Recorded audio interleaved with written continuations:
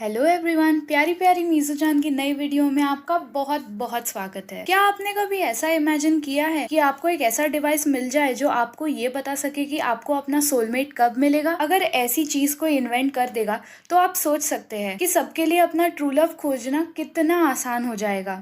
तो आज मैं आप सबको एक ऐसी ही कहानी के बारे में रिव्यू देने वाली हूँ जो कि एक रोमांटिक कॉमेडी टाइमर नाम की मूवी के बारे में है। शुरू करने से पहले इस वीडियो को प्यारा सा लाइक जरूर दे देना और इस चैनल को सब्सक्राइब करके बेल आइकॉन भी दबा देना ताकि ऐसी यूनिक रिव्यू वीडियोस आपसे मिस ना हो जाए। तो अब without any further ado let's begin.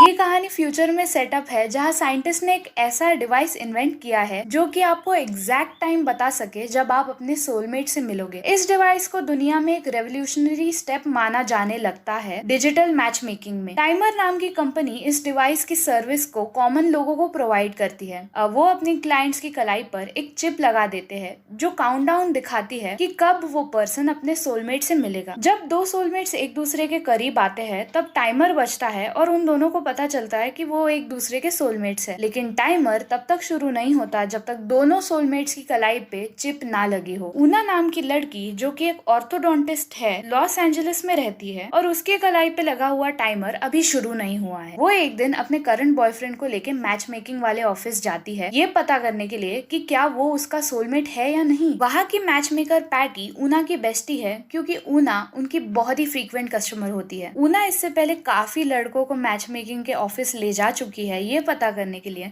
कि क्या वो उसके सोलमेट्स है या नहीं। उसका करंट बॉयफ्रेंड बहुत नर्वस होता है मैच मेकिंग के ऑफिस जाके चिप लगवाने के लिए, बिकॉज अगर टाइमर लगवाने के बाद उन दोनों का टाइमर मैच नहीं हुआ तो उन दोनों को ब्रेकअप करना पड़ेगा। पैटी उसे एक डॉक्यूमेंट साइन करने को कहती है और फिर उसकी कलाई पे टाइमर इम्प्लांट कर देती है। फिर उसका टाइमर तुरंत ब्लिंक होने लगता है और दिखाता है कि अभी उसे अपनी सोलमेट से मिलने में 2 साल है। उसका बॉयफ्रेंड ये जानकर खुश होता है कि उसे उसकी असली वाली सोलमेट मेडिकल स्कूल खत्म करने के बाद ही मिलेगी। ये जानने के बाद कि ऊना और वो एक दूसरे के लिए नहीं बने हैं, वो दोनों ब्रेकअप कर लेते हैं और अपने सेपरेट वेज पे निकल जाते हैं। ऊना की स्टेप सिस्टर और रूममेट स्टेफ की कलाई पे भी टाइमर लगा होता है जो कि ये इंडिकेट करता है कि उसको अपना सोलमेट मिलने में अभी 15 साल है। स्टेफ को उतना समय रुकना नहीं है, इसलिए उसकी लाइफस्टाइल हुकअप या वन नाइट स्टैंड वाली बन जाती है जहाँ वो ऐसे लोगों के साथ एक रात बिताती है जो सीरियस रिलेशनशिप्स में आना प्रेफर नहीं करते। एक दिन ऊना जब एक ग्रोसरी स्टोर में शॉपिंग कर रही होती है तब वहाँ का कैशियर उससे बातचीत करना शुरू करता है। ऊना उसकी कॉम्प्लीमेंट सुन के बहुत खुश हो जाती है, लेकिन फिर वो उसकी कलाई पे टाइमर नोटिस करती है जिसपे एक स्पेसिफिक डेट होती है और फिर वो दुखी हो जाती है कि माइकी उसका सोलमेट नहीं है। माइकी भी उसकी कलाई पे टाइमर देखता है, लेकिन फिर भी वो उसे कन्विंस करने की कोशिश करता है कि वो दोनों अभी भी एक दूसरे को डेट कर सकते हैं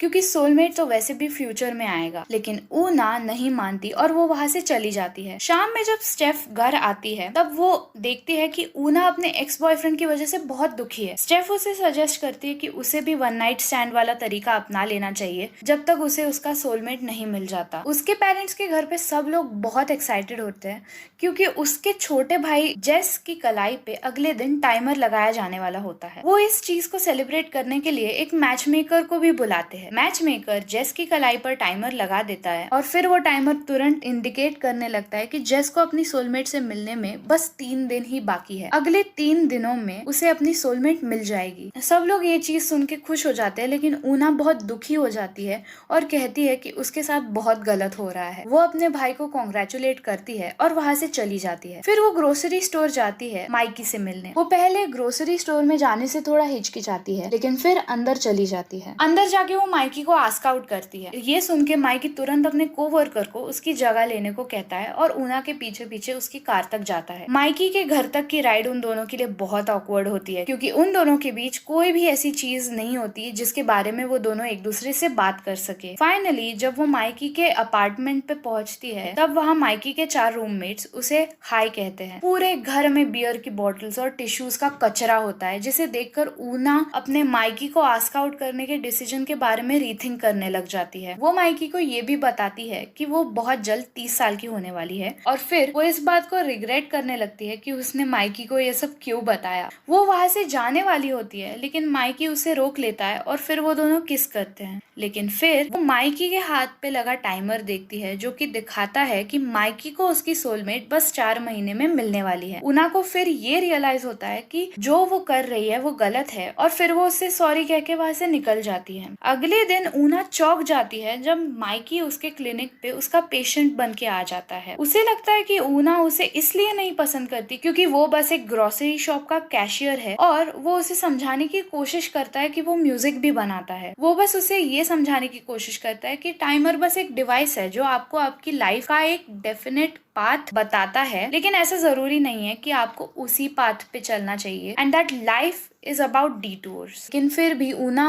उसकी एक नहीं सुनती और कहती है कि वो उसके लिए नहीं बना है और इस वजह से वो उसके साथ टाइम वेस्ट नहीं करना चाहती। और वो उसे ये भी बताती है कि उसे ऐसा लगता है कि वो ऐसा करके उसकी फ्यूचर सोलमेट पे चीट कर रहा है। फिर शाम में वो एक आदमी के साथ ब्लाइंड डेट पे जाती है लेकिन बहुत बोर हो जाती है क्योंकि उस बंदे के पास कहने के लिए कुछ होता ही नहीं है। वो बस ऊना के पूछे हुए सवालों का जवाब देता है। इस ब्लाइंड डेट की वजह से ऊना की शाम खराब हो जाती है और फिर वो वहां से फिर एक क्लब में जाती है और फिर से उसकी मुलाकात माइकी से होती है। वो क्लब में परफॉर्म करने वाले बैंड का ड्रमर होता है। वो दोनों एक दूसरे के साथ आई कांटेक्ट बनाते हैं और माइकी के रूम पे चले जाते हैं। वो दोनों मेकआउट कर रहे होते हैं कि तब भी वहाँ माइकी के रूममेट्स आ जाते हैं और उन दोनों को डिस्टर्ब कर देते हैं। माइकी गुस्से से उन्हें चुप रहने को कहता है क्योंकि ये उसके लिए एक वन एंड ओनली अपॉर्चुनिटी है कि वो अपनी औकात के बाहर की लड़की को पटा पाए। फिर हमें थोड़ी बहुत ऊना की बहन स्टेफ की कहानी दिखाई जाती है कि कैसे वो एक नर्सिंग होम में रिसेप्शनिस्ट के तौर पर काम कर रही होती है। एक दिन जब वो अपना काम कर रही होती है तब डैन नाम का एक हैंडसम आदमी वहाँ आता है। वो उसमें इंटरेस्टेड होती है लेकिन बहुत जल्द डिसअपॉइंट हो जाती है जब वो देखती है कि उसकी कलाई पे टाइमर नहीं है। जब वो घर वापस जाती है तब वो ऊना से पूछती है कि उसकी शाम कैसी थी और फिर बहुत खुश हो जाती है ये जान के कि ऊना फाइनली किसी लड़के के साथ एक रात बिता के आई है। उसे उस लड़के से फिर कभी नहीं मिलना चाहिए क्योंकि हो सकता है कि अगर वो उससे फिर मिलेगी तो वो बहुत हर्ट हो जाएगी। फिर फाइनली वो दिन आ जाता है जब ऊना के भाई जेस को उसकी सोलमेट मिलने वाली होती है। उसके पेरेंट्स उसको बहुत एक्साइटमेंट के साथ स्कूल छोड़ते हैं लेकिन पूरे दिन उसका टाइमर नहीं बचता। घर आता है तब उनकी हाउसमेड उसे उनके नए पड़ोसी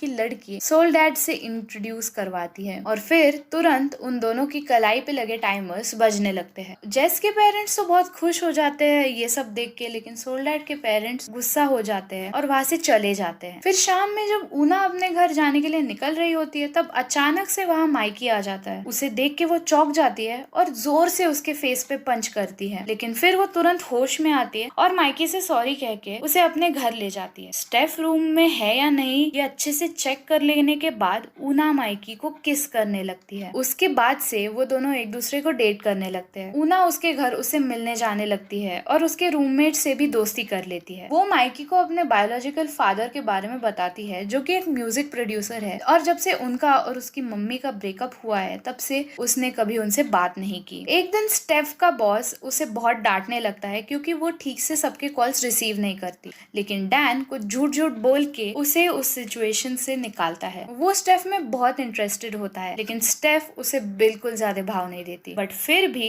वो उसे आस्क आउट करती है ये सोच के कि वो ऊना को उससे मिलवाएगी। वो ऊना से कहती है कि वो उससे मिलने क्लब में आ जाए क्योंकि उसे लगता है कि ऊना काफी समय से किसी से नहीं मिली है। ऊना को ये सोच के सही नहीं लगता कि उसने अभी तक स्टेफ को माइकी के बारे में कुछ नहीं बताया है। अगले दिन स्टेफ और डैन क्लब में ऊना का बहुत देर तक इंतजार करते हैं लेकिन ऊना वहां नहीं जाती। स्टेफ और डैन बहुत देर तक एक दूसरे के साथ बातें करते हैं और फिर डैन उसे अपनी वाइफ के बारे में बताता है जिसकी 3 साल पहले डेथ हो गई थी। उसे हमेशा से लगता था कि वो ही उसकी असली सोलमेट है और इसलिए उसने अपनी कलाई पे कभी टाइमर नहीं लगवाया। जैसे जैसे स्टेफ और वो एक दूसरे से बात करते हैं वैसे वैसे वो दोनों एक दूसरे को पसंद करने लगते हैं। ऊना घर वापस आती है तब स्टेफ उससे नाराज हो जाती है क्योंकि वो उससे मिलने क्लब नहीं गई। फिर वो माइकी को उसके रूम में देखती है और जान जाती है कि उसने और माइकी ने एक दूसरे को सीक्रेटली डेट करना शुरू किया है। है। दोनों बहनों के बीच बहुत हीटेड आर्ग्यूमेंट शुरू हो जाती है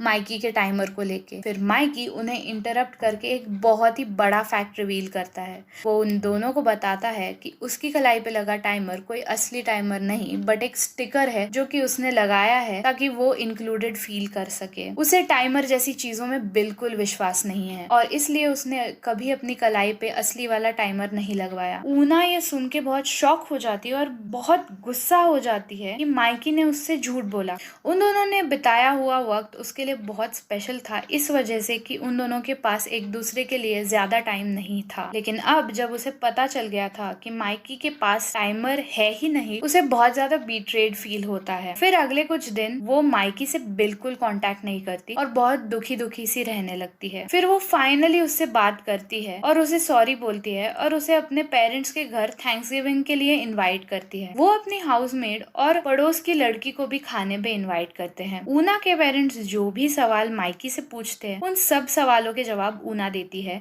और माइकी को कुछ नहीं बोलने देती। इससे क्लियरली पता चलता है कि ऊना इस बात से बहुत एम्बैरेस्ड है कि वो अपने से यंग और नाइव लड़के को डेट कर रही है। डैन और स्टेफ भी एक दूसरे से काफी बार मिलते हैं और डेट करने लग जाते हैं। लेकिन ऊना अब थोड़ी सी कंफ्यूज हो जाती है इस बारे में कि वो माइकी के बारे में एग्जैक्टली कैसा फील करती है। और तो और उसकी मम्मी भी उससे कहने लगती है कि उसे जल्द से जल्द ये पता कर लेना चाहिए कि माइकी उसका सोलमेट है या नहीं। एक दिन अचानक माइकी ऊना से कन्फेस करता है कि वो उससे बहुत प्यार करता है। ऊना ये सुन के पैनिक हो जाती है और वहां से चली जाती है। उसके बाद वो और स्टेफ उसके बायोलॉजिकल फादर रिक से मिलने जाते हैं। वो दोनों वहाँ एक यंग औरत से मिलते हैं जो कि रिक की गर्लफ्रेंड होती है। पहले कुछ मिनट्स उनके लिए बहुत ऑकवर्ड होते हैं क्योंकि ऊना ने उनसे काफी समय तक कभी बात नहीं की। फिर अचानक वो बहुत ब्लंटली उनसे पूछती है कि उन्होंने अपनी कलाई पे कभी टाइमर क्यों नहीं लगवाया। उसके बायोलॉजिकल फादर उसे उनके कलाई पे लगा हुआ टाइमर दिखाते हैं और कहते हैं कि अभी काफी समय है उनको उनके असली सोलमेट से मिलने में। फिर उनकी गर्लफ्रेंड उसे बताती है कि उसने अपना टाइमर निकलवा लिया है क्योंकि वो रिक से बहुत ज्यादा प्यार करती है और उसे बिल्कुल फर्क नहीं पड़ता कि टाइमर क्या इंडिकेट करता है। उससे इंस्पायर होके दोनों बहनें डिसाइड करती है कि वो भी अपनी कलाई पे लगा टाइमर हटवा लेंगी और अपनी लाइफ अपने हिसाब से जिएंगी without depending on a stupid countdown. Match maker ये जान के बहुत शॉक हो जाती है कि दोनों बहनें अपनी कलाई पे लगा हुआ टाइमर हटवाना चाहती है। वो और मैनेजर उन दोनों को समझाते हैं कि एक बार जो वो दोनों अपना टाइमर हटवा लेंगी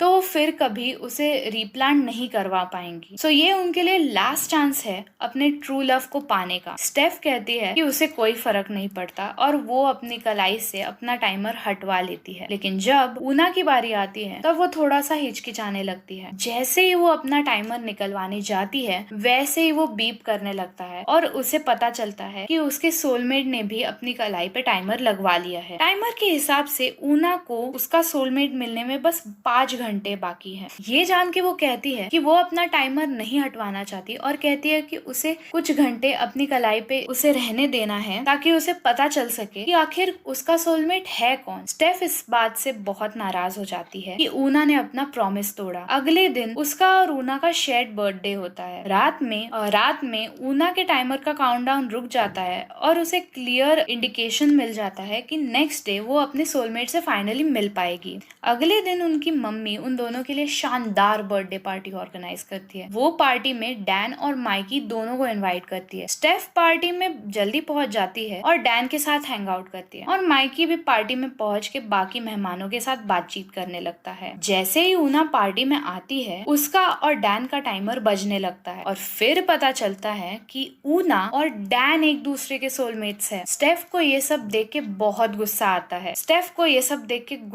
है और वो किचन में चली जाती है और माइकी भी परेशान होके अपने घर चला जाता है। डैन तुरंत स्टेफ के पीछे पीछे चला जाता है और उसे पूछने लगता है इफ शी इज ओके और नॉट। ऊना भी उन दोनों के पास जाती है पूरी सिचुएशन के बारे में उनसे बात करने के लिए। स्टेफ गुस्सा होके ऊना पे चिल्लाने लगती है कि उसको हमेशा उसे जो चाहिए वो मिल जाता है। डैन एक ऐसा बंदा था जिसमें स्टेफ सच में बहुत इंटरेस्टेड थी लेकिन ऊना ने उसे छीन लिया।